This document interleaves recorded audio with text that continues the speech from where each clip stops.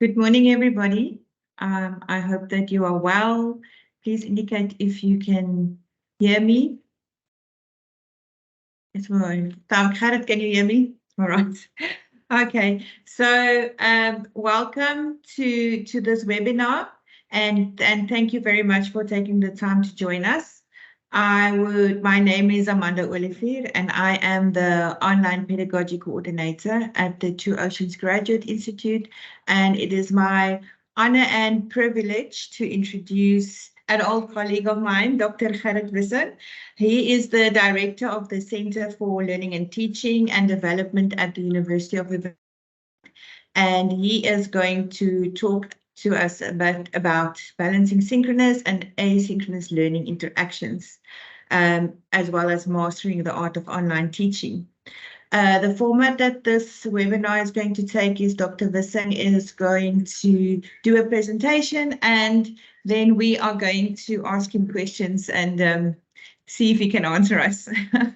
Anyway, so to map out the July. let me just mute. Anyways, apologies for that. So if you have any questions, please ask it in the chat, and then I will pose it to Dr. Visser after his presentation. So over to you. Hi, thank you, Amanda, and thanks for the opportunity to be here.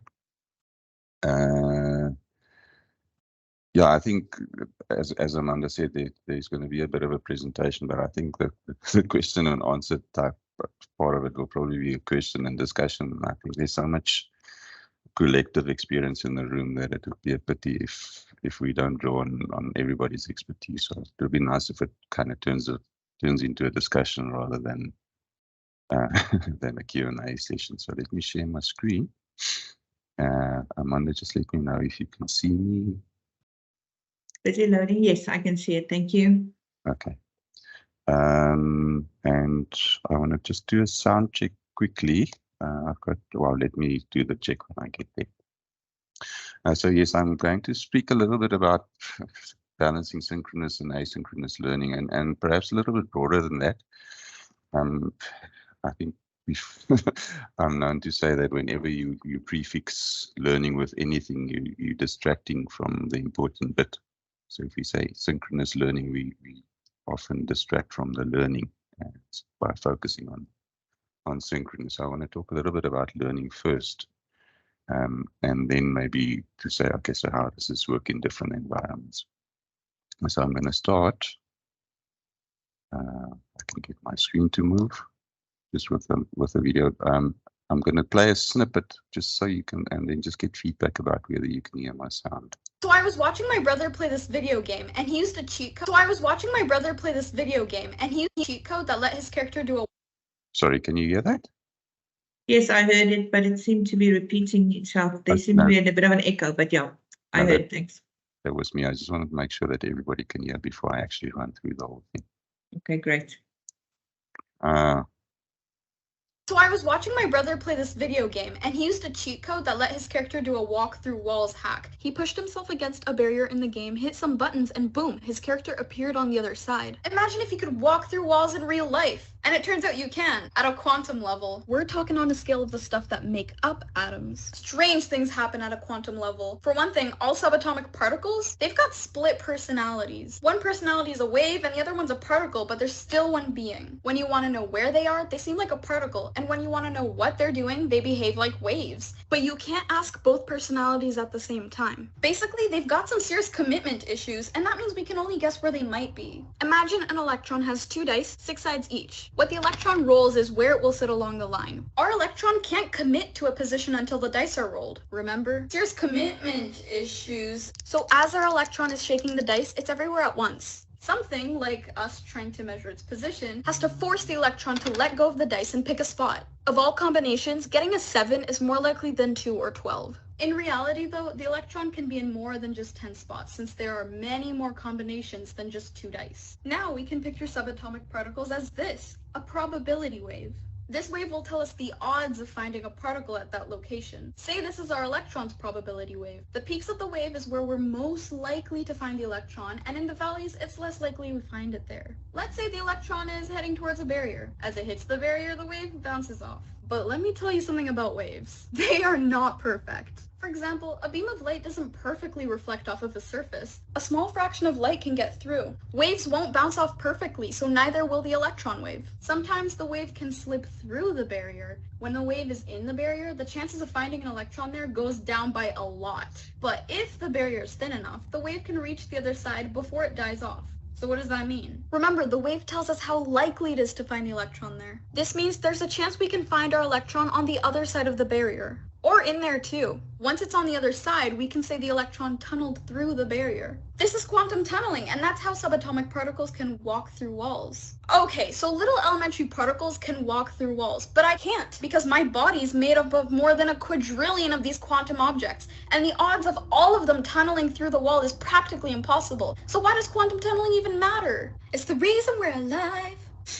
Quantum tunneling allows nuclear fusion. Sounds familiar? That's how our sun releases huge amounts of energy that makes life on our planet possible. So how can you quantum tunnel at home? You already are. It's one of the ways our DNA mutates, among other roles that quantum physics plays in our biology. Quantum physics makes it seem like the world is playing cheat codes on us, but it isn't. It's how the universe works. Maybe the quantum world is telling us that when faced with an obstacle, there's a small chance we can defy expectations and reach barriers. So I was watching my brother play this. Sorry, thanks. So I wanted to play that in the beginning, and you might wonder why. So you would have seen in the heading to that video that Miriam won a prize for that video, the way in which it was edited, and Tony Bates at some stage tweeted about this, and he said really what a good job a video is. And so what I wanted to do is to have that kind of in the back of your mind as we go through the discussion, and at times I'll refer back to that around what she does and how likely it is to be effective or not effective to support learning. So I want to discuss a few things just up front to make sure we understand each other, that we use the same meanings for the same words. And also just some context around, where we work, the South African higher education environment, and who our students are, and so. So I just want to quickly run through some concepts. So the first thing, in terms of different scenarios where our students find themselves. So we find that in all of our higher education institutions, that students come from diverse backgrounds. So we've got really wealthy, well-off students. They've got everything that they need in the home. They're well resourced. And then on the other end of that spectrum, we've got people staying in tin shacks, and they don't have running water, and there's like poorly lit environments, and it's like one room for the whole family. And so the challenge that we have when we design is that we've got to cater for the whole spectrum of that. So I'm going to talk a little bit later around how we can possibly do that. And it's like emergent conversation. So some of you might be able to share some of your stories as well.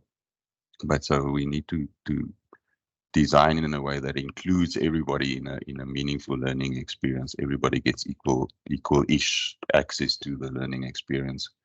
Our designs need to take consideration of people's personal living circumstance, and so it's really important to understand that context as well when we design. We don't design for one student, we design for many different students who are in the same room at the same time, but they're all at different living experience, socioeconomic context, and so on. So we always need to design for the whole spectrum of that, and that's a really tricky thing to do. When I speak about hybrid, I typically speak about a scenario where there are some people in a room and some people attending online. So that combination of it's a synchronous mainly event where some people are in the room and some people are attending that same experience, but using online technology. When I speak about high flex is interpreted in many different ways. So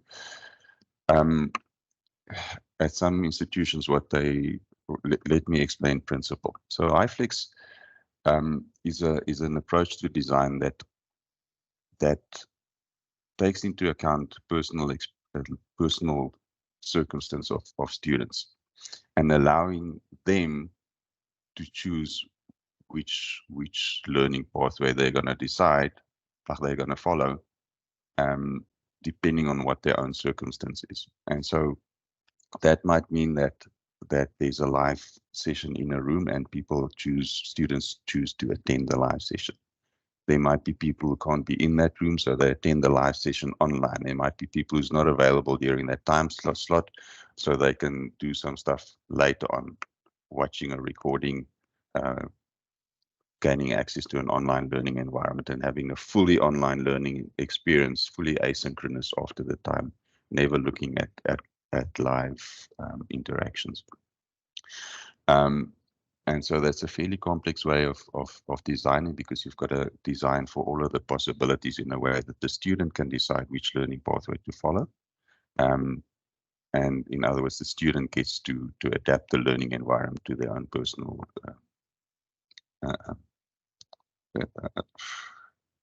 circumstances. So different people interpret this differently. I've seen some explanations of iFlex where basically they do a hybrid session and they record it and they upload the recording to an online site, and they call that iFlex. So that is a form of iFlex, but it's not the most comprehensive form of iFlex that you can possibly imagine. When we speak about synchronous really just means the same time. So we're all in the same environment at the same time. And asynchronous means not at the same time. So we're not gaining access to the same learning experience at the same time. Some people may access it later, and so it's not kind of the same time as the live interaction has occurred. So just some examples: on-site, the synchronous event on-site would be normal teaching in a classroom. A remote synchronous event might be an online webinar, so like the one that we're having at the moment. I want to add kind of near synchronous, and my wife says she knows it as bisynchronous. I'm not too sure about that term. I haven't heard it. But near synchronous means it's not really synchronous in the sense that we're all in the same room at the same time, but it's so close to synchronous that it's almost synchronous. And if I can have an example, if you have a WhatsApp conversation with a group of students, it's not really synchronous, but it's pretty much synchronous. I want to talk about just some examples of near synchronous. So a chat event would be near synchronous, and a discussion board can very often be near synchronous. I'm not really sure what an on-site equivalent would be. I tried to think of something and I couldn't come up with something. So if you have an example, you can put that in the chat. And then asynchronous obviously means it's not real time. It's often, it's kind of delayed.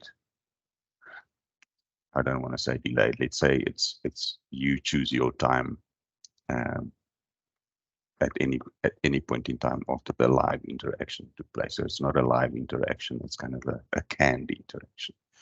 So on-site would be, your lecturer gives you some work to go and do it up.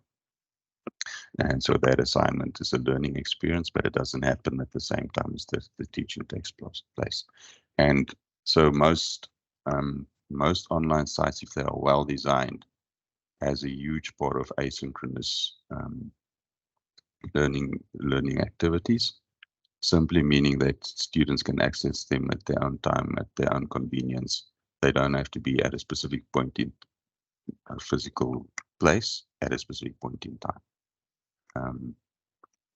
Then I want to talk about two types of engagement, and this is the first time I want to refer back to the video that you just watched. So often we say that our learning interactions need to be engaging, but there's two subtle meanings that you can assign to engagement. The one is, I really enjoy this. So like when you watch a riveting movie, you're like really in there, and you can watch the whole thing for 2.5 hours, and you walk out of the movie and it was a brilliant experience, and that was engaging. but it's not engaging in the learning sense. When we speak about engagement as far as learning is concerned, we mean where students engage cognitively with the learning content. So whenever we speak about engagement that leads to good learning, that's the sense that we mean, is where students engage cognitively in a process of meaning making of the learning content. The other engagement is, it's really fun and we enjoy watching movies and everything, but it's not positively correlated to learning outcomes. Whereas the engagement, the cognitive engagement with content, that's where the correlation with learning outcomes is. And then I've mentioned it earlier. I'm really not a fan of prefixing learning with anything. So I see a lot of people talking about active learning.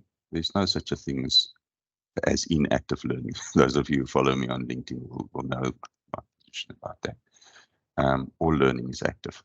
Learning is an active process. Even if you just sit and you listen is an activity, and you're going to learn something from that. And to the extent that you're learning, there is some activity taking place. So I'd never talk about active learning, because active learning is, all learning is active. The same with blended and online. Whenever you use any kind of a prefix to learning, it detracts away from the important thing where we should focus on the learning. So our question should never be what is blended learning. Our question should be what is learning, and how can we aid that with technology, for argument's sake, but the focus always first on the learning. All right, so just something else. When we talk about learning, this is one man's opinion. It's not an opinion, it's a well-researched opinion. It's built on Bayes' dual channel principle, as well as got some work done on working memory. And so there's a whole lot of theoretical background in Mayer's cognitive theory for multimedia learning. Okay, sorry, just step back. I said I was going to refer back to the video. So that video that you watched is really engaging. So it drew our attention. But it's the first type of engagement. We enjoy it, but even now, if you think back what it is that you learned from it, you won't remember a lot. So you were drawn into it, but you weren't involved in the process of meaning making of what she was actually saying. And so that's something to always keep in mind. So what Mayer says is, we live in an environment that's kind of just filled with stimuli, and there's no sense. We've got all of the kind of sensory stimuli in the environment, and that's where it stays. So the process of getting information into your working memory is simply by paying attention to that stimulus. So if there's a presentation that your teacher is doing, and if you're looking at just the act of looking at it and paying attention to it, that act is what draws it into your working memory.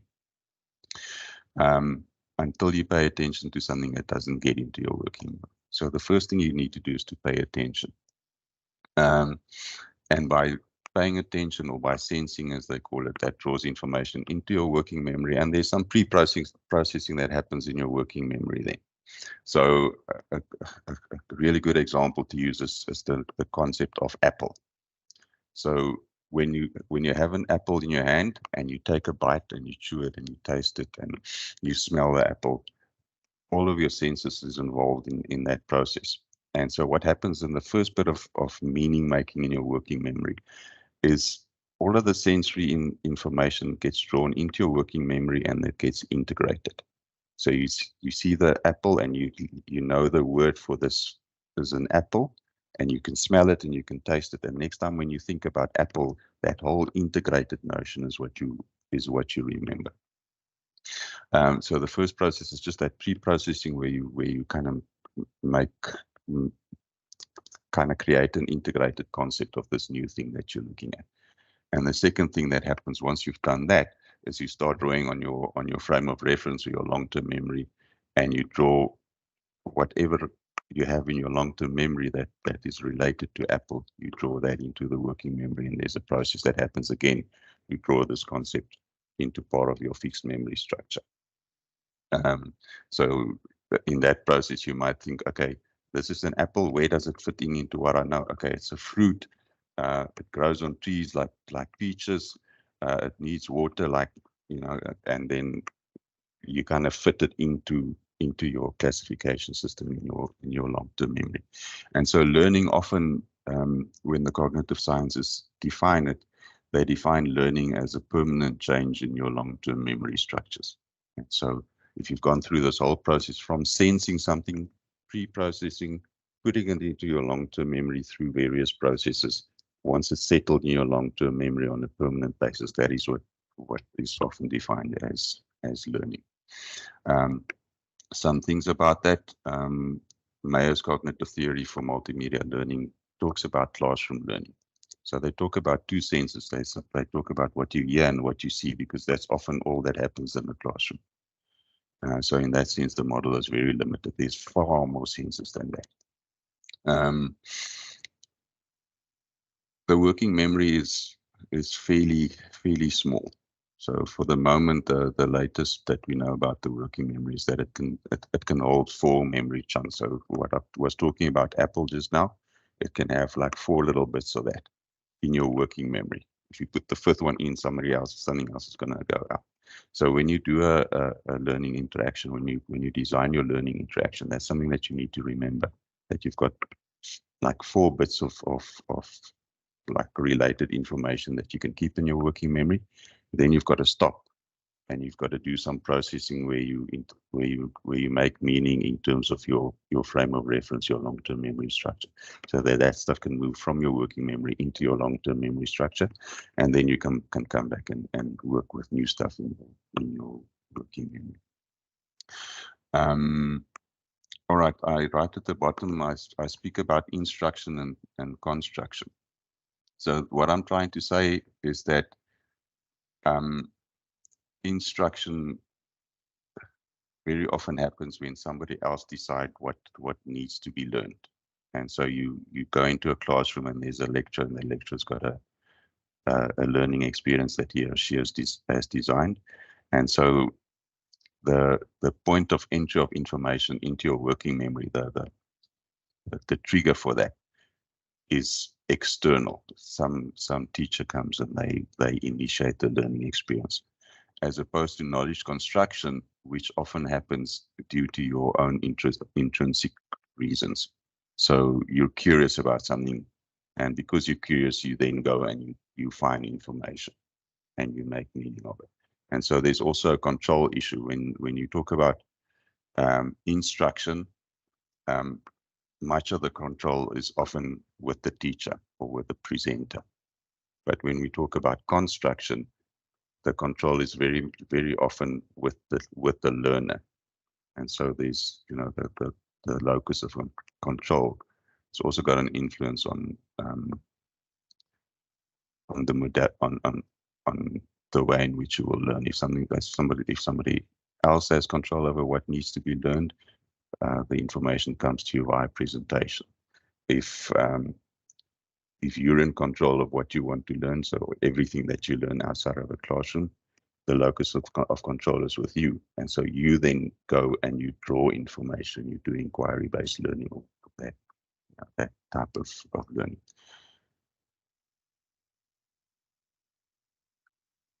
So I see in the chat, and I'll address that as I go along. So that what happens, Karen, is that your frame of reference is very important in how speedily you can draw new information into your long-term memory structure. If you've got a wide frame of reference, it's easier for you to make connections, because there's kind of more things that you can connect it to. But if your frame of reference is very narrow, then everything that you learn, or not everything, but much of what you need to learn, needs to be settled through a process of memorization. So if you learn entirely new stuff, the process is memorization. If you relate some new information to what you already know, that's a process of meaning making. And so the more you know, the faster you can learn new things. And you might have experienced that in your own learning, as well as when you learn new stuff that's related to what you already know lots about. It's really easy to make sense of that. But if it's quantum physics, for example, it's going to take me a while to learn about quantum physics as much as I know about, I don't know, good whiskey.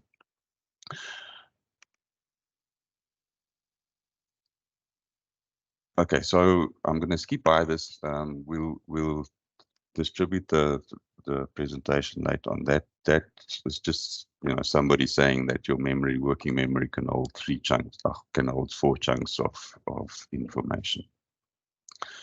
I'm going to just talk a little bit about this video, and please watch it later. It's really interesting. So what the video does is it speaks about somebody's memory about 9/11, and she's got a vivid memory of what happened on the day, where she was sitting, and you know, how the smoke drifted across her window, and like she's got this whole vivid memory of what happened on that day. And then she speaks to her mother, and her mother says, but you know, the wind was blowing in the other direction on that day. There was no smoke. Yet her memory of the event, and it's 9/11, it's a significant event, is entirely wrong.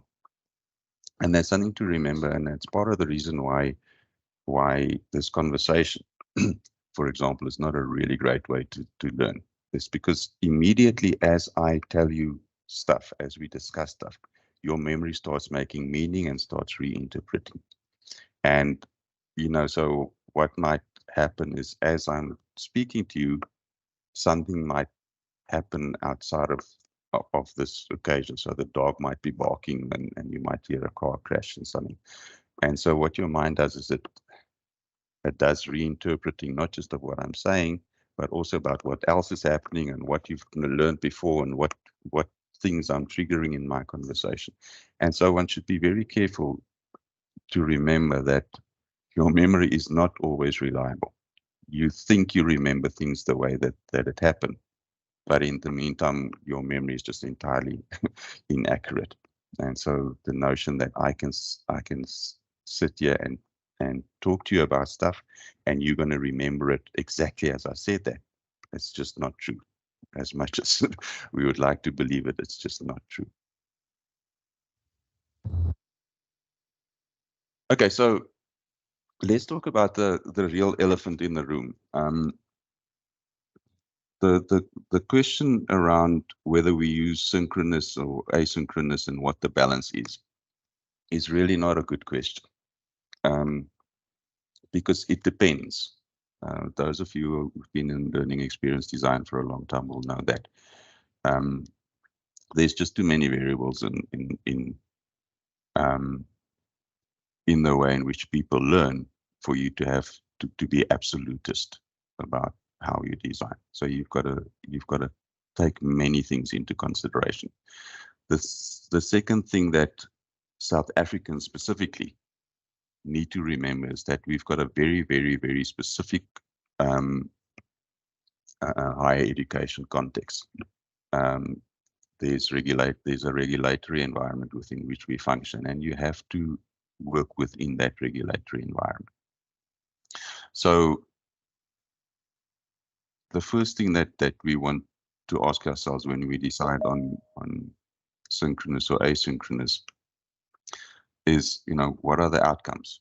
What outcomes are we trying to achieve? And bearing in mind, those outcomes are the outcomes in the qualification as it was accredited by CHE. And those outcomes then, because of the regulatory environment, should have been framed with reference to level descriptors. And so the first thing that we have to do is to look at, for the module that you're developing for, what are the learning outcomes that was approved by CHE, because that's what the learning interaction needs to work towards. And the second thing, obviously, is the assessment criteria. So the first question is, once you've done all of this, what will you be able to do with this little bit of learning that we acquire, this little bit of knowledge, applied competency really that we acquire? The second thing is, how will you know that you can do that? So outcome, what will you be able to do? Assessment criteria, how will we know? And the rest of the process of design is a constructive alignment process. So we need to have a learning experience that will work towards you being able to adhere to the assessment criteria so that you can achieve the learning outcome. The second thing that I mentioned here is you have to take context into consideration. So when we design, this is working with EPSI at the moment in having fully online programs. So one of the things that we know already is the whole learning experience is going to be online. So there's some factors that you need to keep in mind when you start designing that's a given in your situation. So if you're deciding you're going to work synchronous, then it means all of the learning interactions that you design has to be designed in a way that it'll work in a synchronous environment.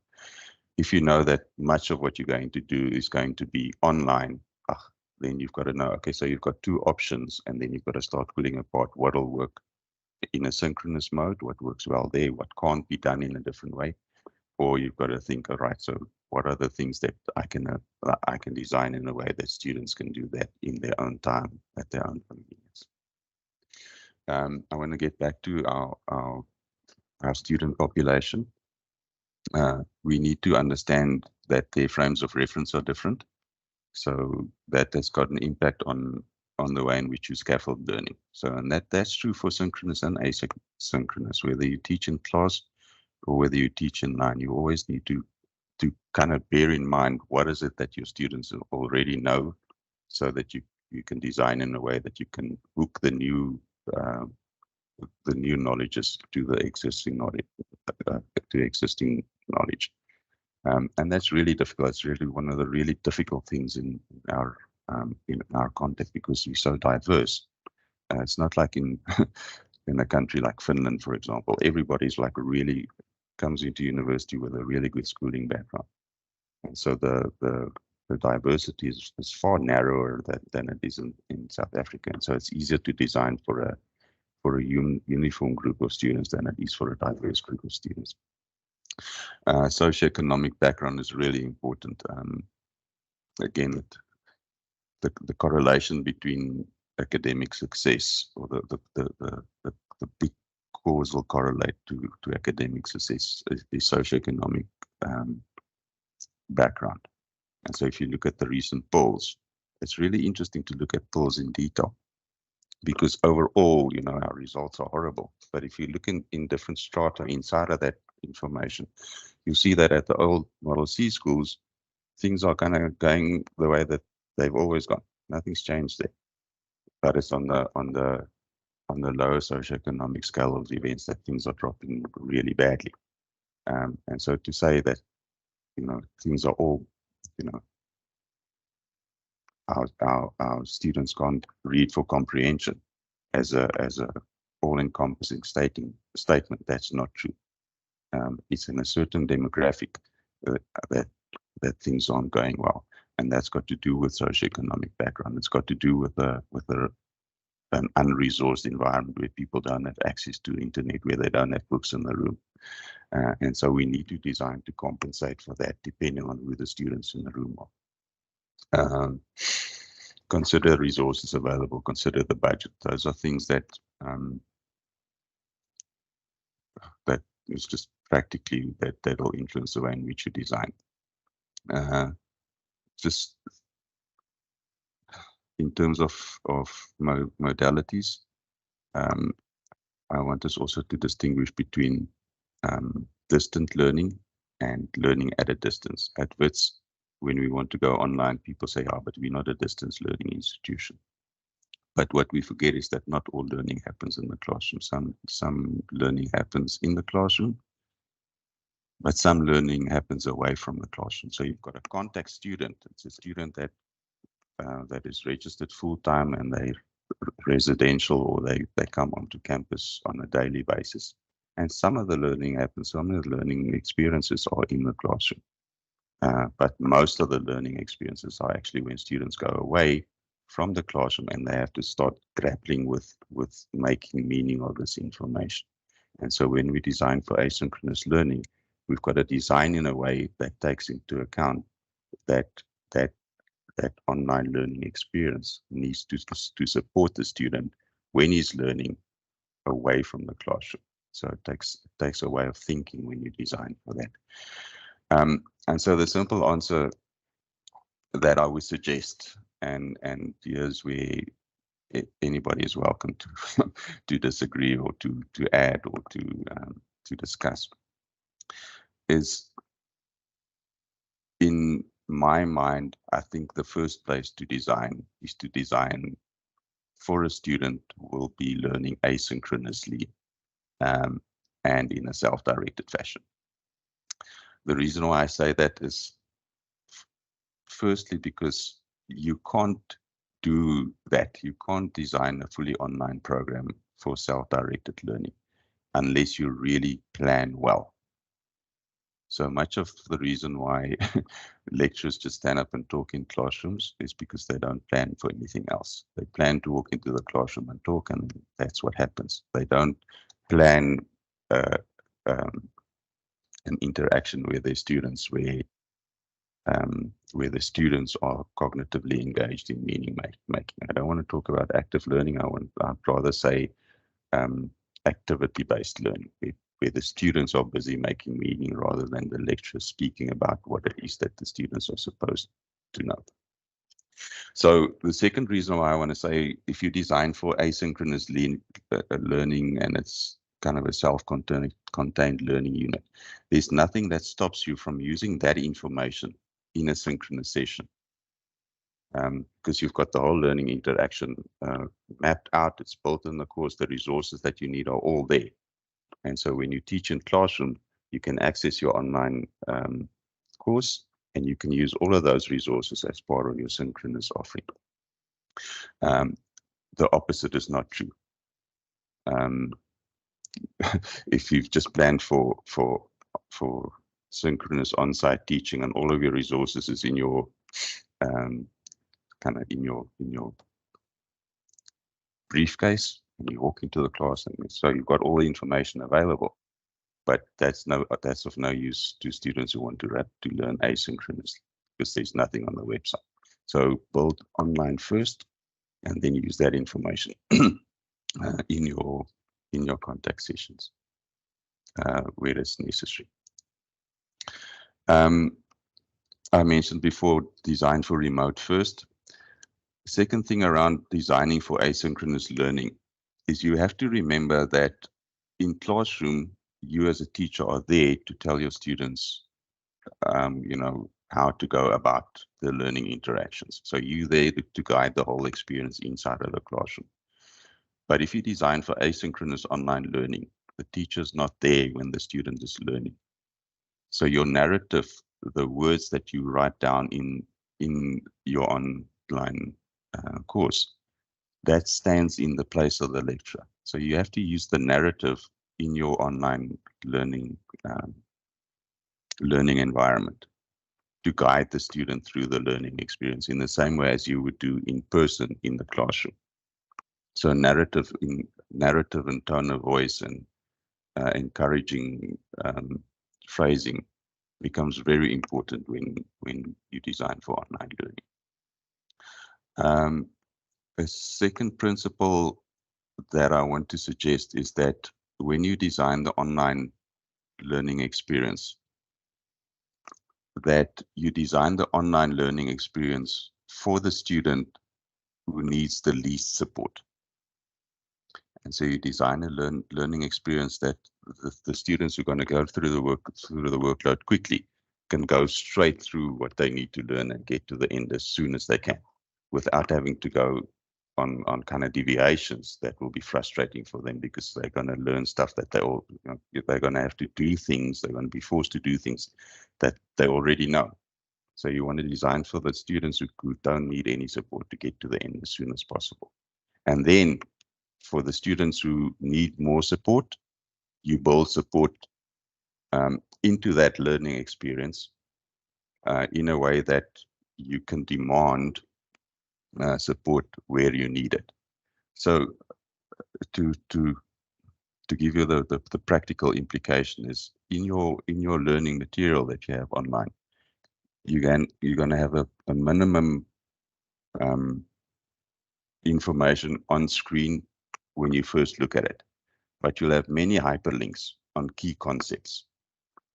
And so when a student works through the learning materials and they get to a concept that they don't understand, they should be able to click on it, and it should open up some resource so that they can learn what they need to learn in order to enable them to carry on with their learning experience. So the student who doesn't need to access that information simply doesn't click. But if you do need information, you click on something that opens up a little micro lesson for you, you do that, and you come back and you carry on. So when I talk about on-demand scaffolding, that's what I mean by it. You don't force everybody to go through all of the learning support that you've built into your course. You build support in a way that is accessible only when you need it by clicking on a hyperlink and so on. Why do we use synchronous? So if you read literature around where talking is effective, or video recordings for that matter, it's actually what I'm talking about. When during COVID, a lot of what we did was to record lectures and uploading that. And the recordings are as ineffective for learning as a hour and a half lecture is for learning. It simply doesn't work. It's too much information for what your working memory can deal with. So you use video recordings in your online session to show presence. So right at the beginning of your course, you have a little video and it says, "This is who I am. Welcome to the course," and to create a sense of presence, and as you move along, you might, like on a weekly basis, say, okay, so this is what you should have learned in broad terms. And so it's a mechanism for showing you're in the course with them, and you're seeing what they're learning, and you're seeing what their questions are, and you're addressing that in a recorded video. Rather than you trying to present information, presenting the core information that needs to be learned as a video. That's simply not effective. There are better ways than these costly ways, more accessible ways to present information. Text is something that is totally underrated for online learning. The second thing is you can use synchronous interactions for when your students want it. So there's nothing wrong with you to tell your students, listen, we're going to have an online session on Thursday afternoon at 4. But that session is it's not a me telling you stuff session. It's a me being available for you to ask me questions, and to point out some issues that you've noticed in the discussions. And the second thing where you can also use it is when you look at discussions, and I actually mentioned it just now, when you assess, when you do assessments and you see there are typical errors that you're picking up, you can organize a quick session for your students to say, let's just meet up Friday afternoon, Wednesday morning. It's at 9 o'clock. I just need to touch on some things with you quickly. So you can come in and you can talk about a few things that just go away. But don't use the synchronous event as a information transfer event. It's not an effective way to use synchronous. So finally, as an introvert, those of you who know me will know why I'm going to say this. I don't like people. I don't like group work, and I'm not alone in that. Please, the fact that you don't ever hear people in your class saying that they don't like group work, it's not because they like group work. It's some people are just not saying that they don't like it. There are always people like me in your classroom that would rather like to learn on their own in a different way, and it's perhaps not as effective, but in order for you to to allow your students to control their own learning experience. It's a good idea always to have an asynchronous option for whatever you do synchronously. Okay, so let me stop with talking and open the floor to discussions. And you're welcome to type some questions into the chat for me. And I know Amanda also prepared 11 questions, and if she wants to, she can add some of those questions in the chat, and I can talk through that. Thank you very much for the presentation. So Nadria has changed the settings so that people can unmute and show their cameras if they want to. Otherwise, you are welcome to just add your questions in the chat or raise your hand if you want to ask a question. So I'm going to give you a few seconds to indicate, is there anyone that's got a specific question? Okay, so Prof. Karen is saying, I like the idea of a lean path for those with the necessary skills and knowledge to proceed without digressions. I think one of the questions you sent, Amanda, dealt with how do you personalize learning support for individual learners? And so that's not a question for synchronous or asynchronous. It's just a question for, when you have 300 students in your classroom. And in my view, I think it's actually easier to do that online than it is to do it in the classroom. Classroom is a funny environment because some students will need support and they won't say it, and they will often be more likely to raise issues online because they feel a little bit more protected online than they are in the classroom. And the second thing, that the affordances of learning technologies are such that you can do individualized pathways when you design your online courses. So many of the new LMSs has that functionality specifically available that you can individualize the learning pathways, kind of adaptive learning. I think it used to be called traditionally, and also the way I'm suggesting that you use hyperlinking. That is a way that you can help the student to kind of find their own learning pathway. Through the learning experience to demand support where they need it, and if they don't need support, they can just carry on. Yeah, that makes a lot of sense, and that kind of leads me into I'm going to rephrase one of the questions that I prepared a bit. And basically, from the learning paths that you say now, that you can change it to suit or adapt it to suit a certain student. There is a perception that, especially in a distance or an online environment, that synchronous learning will encourage collaboration and a feeling of belonging amongst students. Do you think that is always the case, that if that is the only way to encourage the students to have a feeling of belonging and of being in a group together or being in the same boat? Or do you think it can be established with asynchronous learning as well? I've got a slide. I've got a slide for that.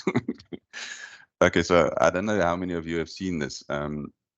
Julie Salmon developed for Open University, I think, at the time, a 5-stage model for facilitating online learning experiences, and she developed it for online learning. That was true, but the whole notion is that when you learn online, you don't just jump into conversation, because there's a couple of issues that will cause the conversations just not to take off if you jump directly into the learning itself. So what they say, first of all, is make sure all of your students are able to access your online course. So before you even start with the course, make sure everybody who is registered for your course knows how to log in, knows how to get through to where their course their module is, And the second thing that goes with that is that they've got some kind of a familiarity with the tools that they're going to use to learn. So if you've never used a discussion board, so now you jump into the course and straight into content, and your facilitator says, okay, you know, post a message in the discussion board, but you don't know what a discussion board is and how to use it. So don't start with the learning stuff before you've got your students to the point where they're familiar with the technology. Start with that. The second thing you want to do is you want to create a sense of community in your learning environment before you start working with content. You want people to start feeling safe in that working environment, just to start to get to know everybody else in the course, to feel free to engage with them. So your initial activities that you have in an online course is not about the learning content. It's about the learning community. All right. So you create a sense of community first, and only once you've got a sense of community, then you can go into the learning experience. And then all of a sudden you'll see, because there's a community within which the learning takes place, the conversations takes off. And then you get to that situation where a discussion board conversation can be near synchronous. And it gets hectic if you focus on the community first and that community takes off. It gets really hectic in an online course, and the engagement levels are just off the charts. But if you miss that out, you'll find that you get people just doing what they're told to do and nothing more. There's no kind of sense of community, sense of I need to help you, and I'll feel free to ask you for help if I need it, kind of thing. That doesn't happen unless you deliberately establish it at the start.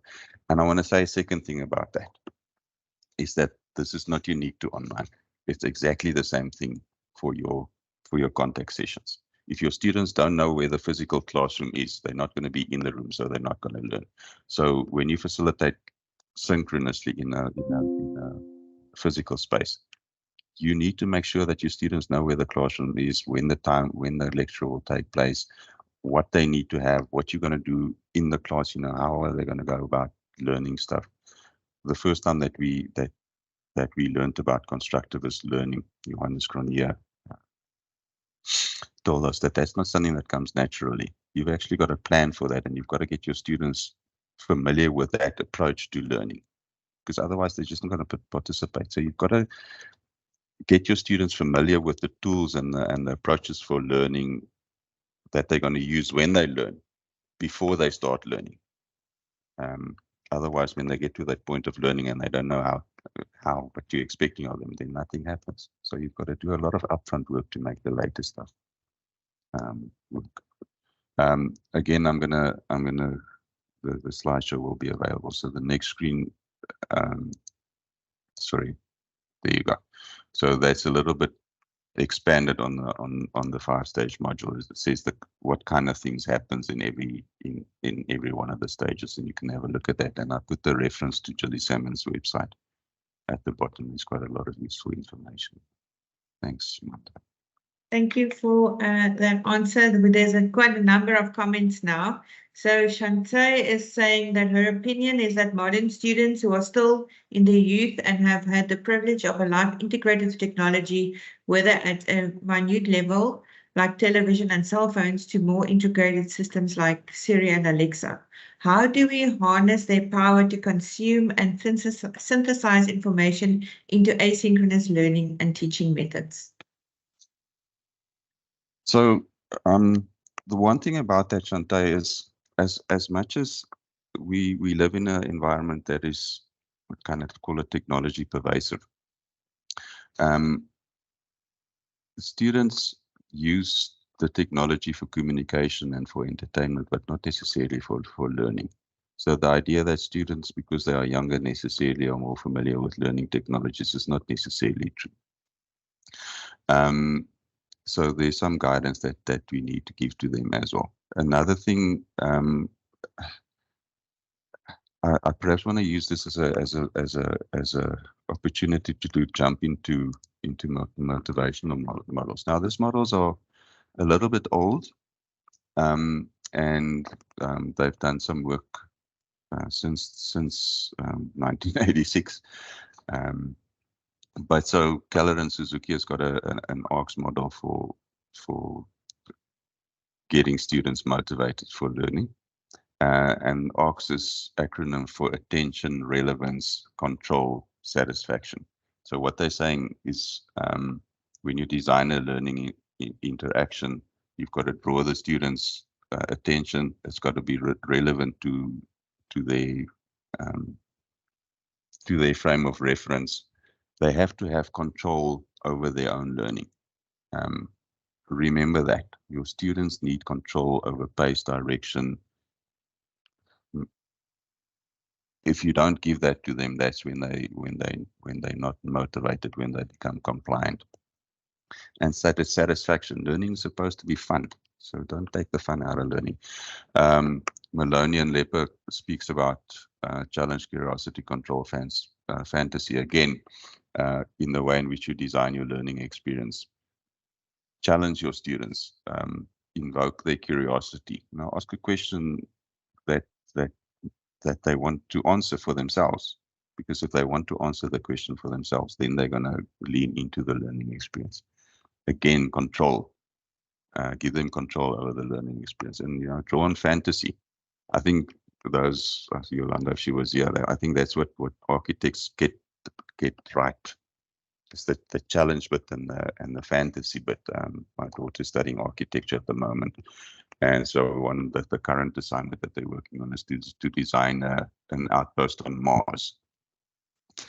So they've got to do the architectural design for an outpost on Mars. So it's like getting into fantasy. And so getting back to your question, Shante, if you design your learning experience, do it in a way that your students can relate to them. I think take into account what the world is that they live into, and enter your learning experience into that world.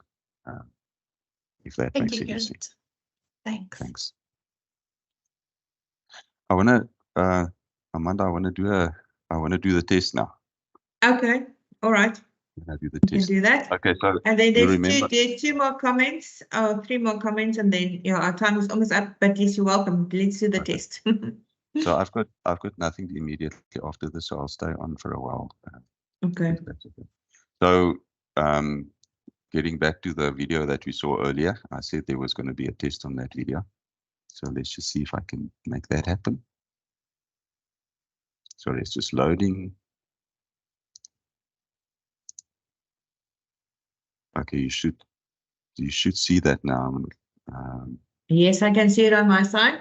So it's 3 multiple choice questions, and I'm hoping we can see the results quite soon. So each one of the questions are for 1 point, and we just want to see how much you could remember from that video that 2.5-minute video that we showed you earlier. Okay, so we just scroll through the questions, so we just answer and then we submit when we're ready. Yes, please. So just give me a thumbs up if you're done. Just I want to see when most of the people are done, so I can close it down. So this is an experiment that I'm trying. I've never done this in this presentation before. So I've got a theory about that the initial video is actually useless for learning, and I'm trying to prove that. And I'm hoping that you don't prove me wrong. Pam says you forgot the option, no idea. Can't really see what's view results. See if you can view the results.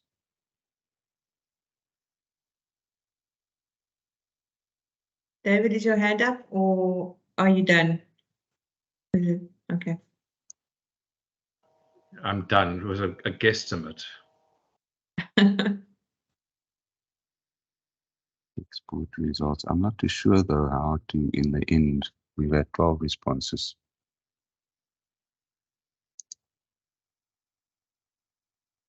If we're going to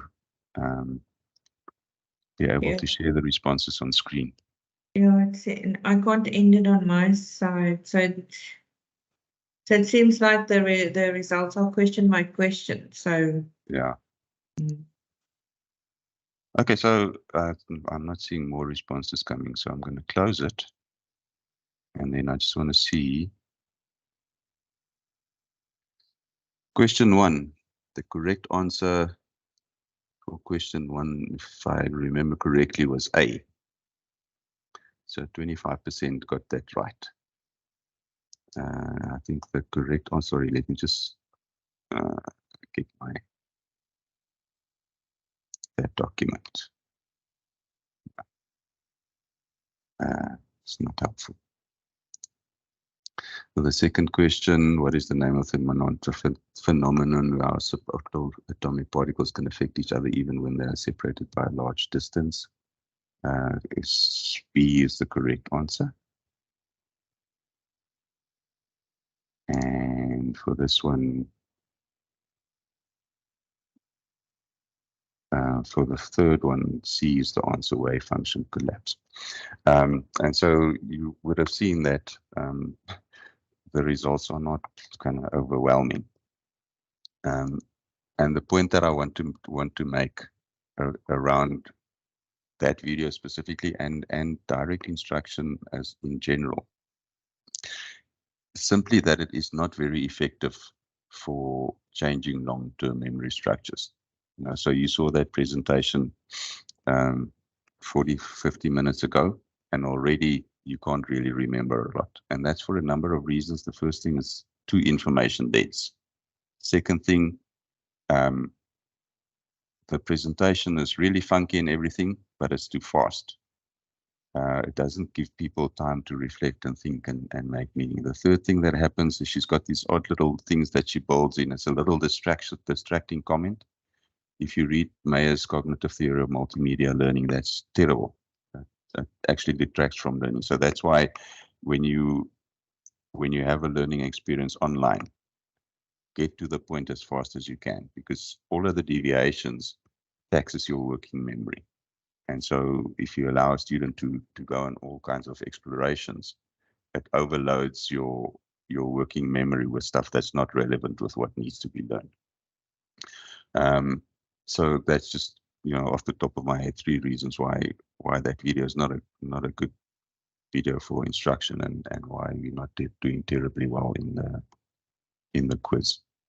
Amanda, I don't know if you want to kind of formally close off, and then I'll stay on, and we can carry on. Chat. Yes, let's do that. Yes, because we are 4 minutes over time, and we just want to be cognizant of everyone's time, respectful. So I'm going to close the formal session now, and then Dr. Wissing will stay on a bit afterwards for further questions and comments. So thank you very much for your time, Gerrit. It was really very insightful. The Two Oceans WhatsApp group are just on fire, where everybody's saying how much they appreciate the information. I will forward some of those comments to you. And then thank you so much for joining us, everybody. And then this will then be the closing of the formal session. I'm not going to stop the recording so that people can still listen afterwards for people who couldn't formally join us. So thank you very much, Gerrit. Thank you so much, Amanda. It's actually, I don't do this enough anymore, so it's always nice when I. That's great. So just as so I'm just going to go back to the question. I lost my place now, and was Prof. Karen that said, I heard you loud and clear about not liking collaborative learning experiences. But one of the skills that needs to be taught is collaboration. So how do you do that, taking into consideration that we'll have learners who don't like this? If we personalize learning, then should we offer these learners a different type of learning experience when others are doing a collaborative activity? It goes outside today's topic, I know. So it's about personal learning pathways. Karen, yeah, so the short answer is if your students have the control over their own learning experience, based direction, place, then you should offer them different pathways. And please understand me, as much as I don't like collaborative learning experience, I'll be the first to acknowledge that they are really, really valuable in improving the, I was going to say, the complexity of the construct. So if you've got a social learning engagement and everybody's contributing richly to that conversation. Sorry, can I just pick up the phone quickly and I'll be right back. Sorry, it's really unprofessional, but I've got somebody to that needs to access the gate. Okay, so while Gerrit is quickly busy there, I'm just going to, so I see that Shamil has got a question, and then I see there is a comment from Stephanie. Yeah, so those are the two comments that are left, or two questions. So if there's anyone else that's got a question, would you please put that in the chat? Yeah, and just to carry on with what Gerrit was, oh, Gerrit's back. Are you back? Yeah, so I'll give you an example again, an example of Prof. Johannes Grenier, actually, how he dealt with me in our master's program. Is he would let everybody else work in groups, and he would give me an individual assignment. And you know, for the most part, and then every now and again he would just say, no, sorry, not this time. This time you're going to work in a group. But so the question to answer really, Karen, is will the student be able to achieve the learning outcome if he or she works on their own? And if that's possible, provide them with a route. If the learning outcome can't be achieved if you work on your own, then obviously, you know, there has to be a group assignment. So that should always be your guiding principle when you design is what are the outcomes that needs to be achieved, you know, and how will it be measured, and can that be done in a different way? And if it can, then provide a different pathway. The second thing around that, we're talking about complexity in design here, in extremely complex designs. And so don't ever try to do everything, get it right first time, because it's not going to happen. The first time that you design your course is not going to be perfect. So don't even go for that. Go for Pareto principle. 20% of the effort, 80% of the learning effect. And then as you move along, you build into your course, you provide different pathways, you add different resources. So, you know, do it as good as you can for the first run, and then keep on improving it. And by the third, fourth, fifth run of your course, it will be a really good, well-supported course, and it'll have all the different pathways, I think. Yeah, thank you for that answer, Gerrit. And I also might mention to Gerrit the other day that I usually feel comfortable the third time I run an online or a course. The first time you kind of try your best, the second time you fixed the mistakes of the first time, and then the third time you kind of start feeling in control. I'm going to go over to Shamil's question or comment. So Shamil is saying, since most learning occurs in the working memory, and is time limited to 20 to 30 seconds and links with sensory and long-term memory, how can we stimulate the working memory more in online learning?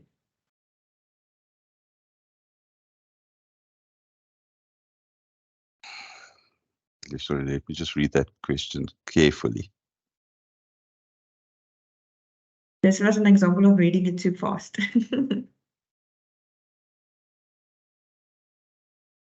So, I mean, the principle is just that when you design, don't design in terms of time. So I somewhere in the presentation, I've got a link to a study that Guo did on edX courses, and I don't know, sorry about that. No, it wasn't there. Sorry, I can't get it to it now. So what he did is he looked at courses on edX, and they timed how long it takes a student to drop into a video, watch it, and go away. How long it takes, you know, how long people will stick with a video. And he found that 6 minutes is the ultimate time. After 6 minutes, people will go away. So a video up to 6 minutes long is effective. So that study is deeply, deeply, deeply, deeply flawed because it doesn't relate the study to what the students actually learn in the process. So there's no correlation that it draws between time on task and actual learning. Also, he talks about the wrong kind of engagement. The length of a video or the length of a learning interaction is not measured in time. It's measured in memory chunks.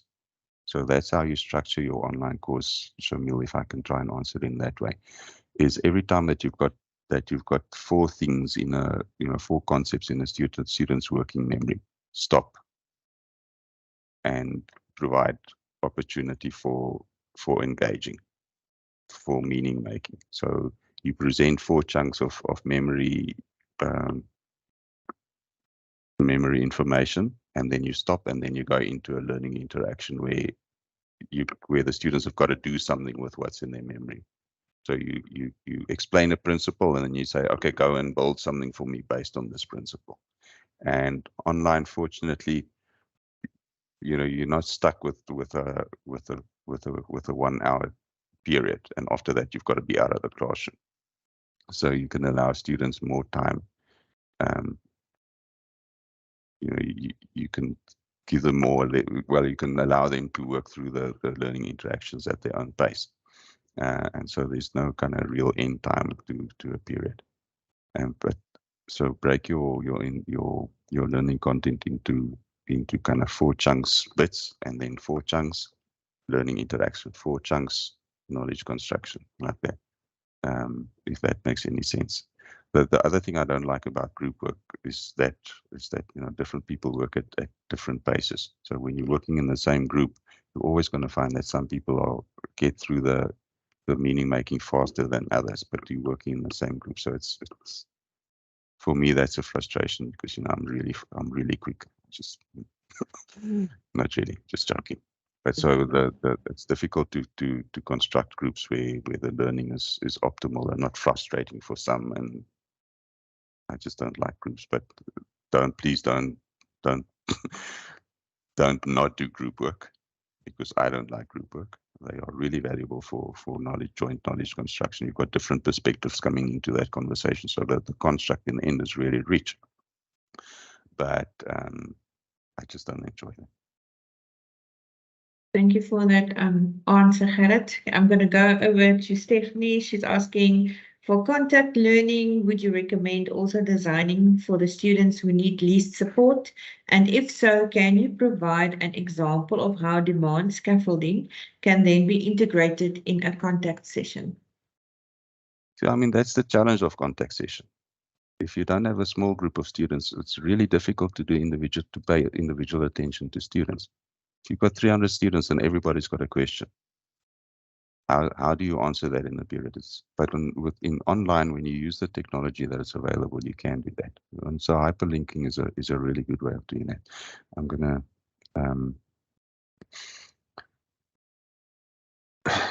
yeah. So, but remember, Stephanie, that with bits anyway, I don't know where you are, whether you've got a learning management system. So do a combination. So what you can do is in the classroom, you do overviews, and then you refer to the online environment for the rest of the learning experience. Remember, we often think that our students are lost without us, but that's not true. It's really not true. Our students can work on their own if you support them appropriately. So you can use the technology really well to support students, but don't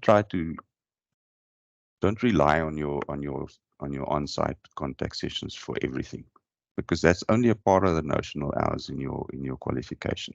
It's a small part of the notional hours in your qualification. And the meaning making doesn't happen in the classroom. Stuff goes too fast in the classroom.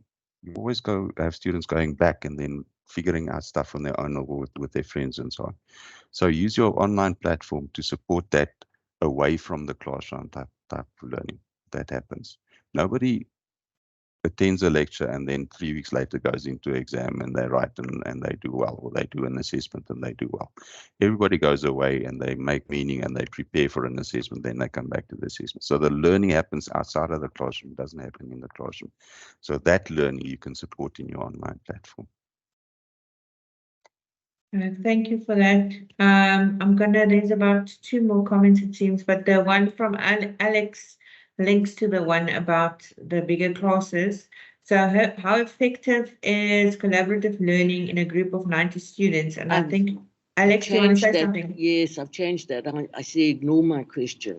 I presume the answer will be to build the group into smaller groups. Obviously, I'm just like Carrot and I don't like collaborative learning. But so we'll just end it there. Thank you, Carrot. Thanks, Lauren. Okay. All right. So then with that, Lauren is asking, when using a video, we add captions or have a question break in between so the students engage with small chunks and we scaffold. Yeah. Just remember with captions, make your captions, so that you can toggle them on and off, because your mind can't focus on 2 types of verbal input at the same time. So if you've got captions while somebody's speaking, it doesn't work well for learning, because your mind can't pay attention to both streams of learning. So that actually really detracts from learning. But when you have somebody who can't hear, that person can switch on the captions and on screen captions, but you have to be able to toggle it on and off. Yeah, so then I think that is it for now, Gerrit. Thank you very much. Yeah, so there's a lot of thank yous in the chat. Thank you for that, everybody, and thank you for participating. And yes, thanks again, Gerrit. And we hope to do this again soon. Thank you. It was good fun. Thanks for everybody who took the time to attend and to converse with me. I enjoyed that.